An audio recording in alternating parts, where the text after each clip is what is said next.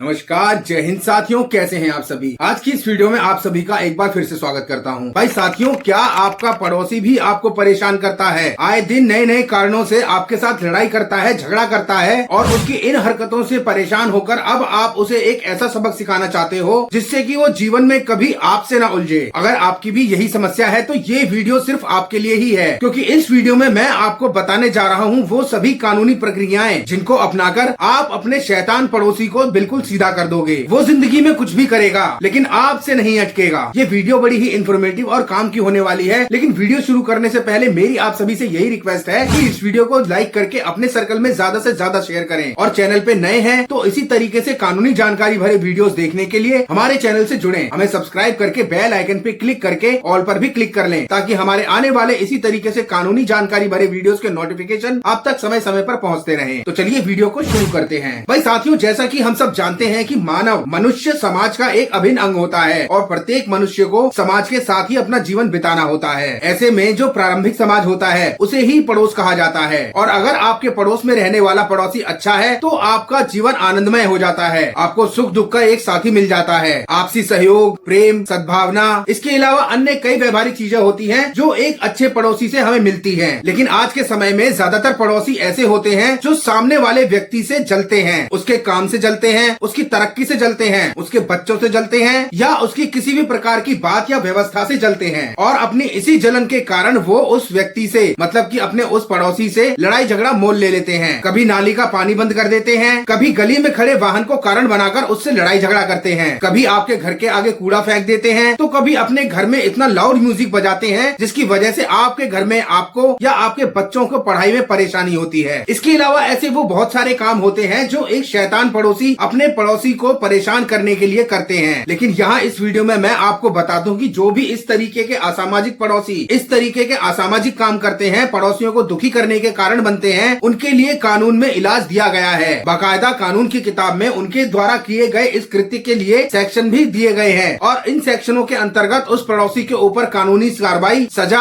और जुर्माने का भी प्रावधान दिया गया है। और साथियों, साथ ही इस वीडियो में मैं आपको ये भी बताना चाहता हूँ कि अगर आपका पड़ोसी इस तरीके की कोई भी हरकत करता है जिससे कि आपके और आपके परिवार में किसी तरीके की शांति या आपके परिवार में किसी तरीके की अशांति, असुविधा या लड़ाई झगड़े की स्थिति पैदा होती है तो आपको सबसे पहले क्या करना चाहिए। सबसे पहले इस अवस्था में आप अपने उस शैतान पड़ोसी की वीडियो को रिकॉर्ड करने की कोशिश करिए। ऐसी वीडियो जिसमें कि वो ऐसा कोई कृत्य कर रहा हो जो कि आपके अवरोध, आपकी परेशानी, आपकी अशांति का कारण बन रहा हो। आपको उससे लड़ाई झगड़ा बिल्कुल नहीं करना और ना ही उसका ऐसा कृत्य करते हुए की फोटो खींचनी है, क्योंकि फोटो में एडिटिंग की जा सकती है लेकिन वीडियो में एडिटिंग को करना बहुत ही मुश्किल होता है और उसके द्वारा की गई एडिटिंग को समझना काफी आसान होता है। इसलिए जहां तक हो सके आपको अपने पड़ोसी के किसी ऐसे कृत्य की जिससे कि आपको असुविधा हो रही हो तो सबसे पहले उसका वीडियो रिकॉर्ड कर लें। पुलिस और कानूनी कार्रवाई के दौरान एक साक्ष्य का काम करेगा जिससे कि उस पड़ोसी के खिलाफ होने वाली कानूनी कार्रवाई और मजबूत हो सकेगी। इसके बाद आपको क्या करना है ये भी मैं बताता हूँ। सबसे पहले आप गूगल पे सर्च करके अपने जिले के SDM हेल्पलाइन का नंबर अपने फोन में सेव कर लें। आप पूरे भारत देश के किसी भी जिले में हो, गूगल पर जाकर जब आप उस जिले का नाम लिखकर SDM हेल्पलाइन नंबर टाइप करके नंबर को सर्च करेंगे तो वहाँ कुछ लिंक ओपन होंगे और उन लिंक में SDM की हेल्पलाइन का नंबर आपको मिल जाएगा। ये बहुत ही आसान प्रक्रिया है। अब ये हेल्पलाइन नंबर क्या है? ये हेल्पलाइन नंबर कोई साधारण नंबर नहीं होता, ये एक सरकारी नंबर होता है और इस नंबर पे लोगों के द्वारा अपनी शिकायतें दर्ज कराई जाती हैं और उनके द्वारा दर्ज कराई गई शिकायतों को इस नंबर पे रिकॉर्ड भी किया जाता है। और इस प्रकार शिकायतों के लिए जो इस नंबर पे कॉल जाती हैं, उन्हें जब रिकॉर्ड किया जाता है तो उच्च अधिकारियों द्वारा इस रिकॉर्ड को संज्ञान में भी लिया जाता है कि जो कंप्लेंट आई है इस कंप्लेंट पे संबंधित अधिकारी ने क्या कार्रवाई करी है और संबंधित अधिकारी को अपने उच्च अधिकारी को उस कंप्लेंट से संबंधित फीडबैक देने के कारण आपके द्वारा जिस नंबर पे दर्ज कराई गई शिकायत के ऊपर कार्रवाई करना निश्चित हो जाता है, उसे वो कार्रवाई करनी ही होती है। इसके अलावा आपको अपने एरिया के संबंधित थाने का फोन नंबर भी आपके पास होना चाहिए और वो फोन नंबर भी आपको गूगल पे सर्च करके आसानी से मिल जाएगा। उस नंबर को भी आप अपने फोन में हमेशा सेव करके रखिए, क्योंकि जब भी पड़ोसी से इस तरीके की दिक्कत का आपको सामना करना होगा तब आप अपने पड़ोसी की उस हरकत का वीडियो रिकॉर्ड करके उस संबंधित थाने के नंबर पे तुरंत फोन करिए, जिससे कि थाने में पुलिस वाले आपकी कॉल को रिसीव करने के बाद तुरंत आपके बताए गए स्थान पर अपनी PCR वैन भेजते हैं और जब एक बार आपके फोन करने के बाद पुलिस वाले संबंधित स्थान पर पहुंचेंगे तो आपके द्वारा रिकॉर्ड किए हुए साक्ष्य को देखकर वो आपके पड़ोसी को अरेस्ट करके थाने थाने लेके जाएंगे। वहाँ ले जाने के बाद आपकी उस समस्या के संबंध में वो उसे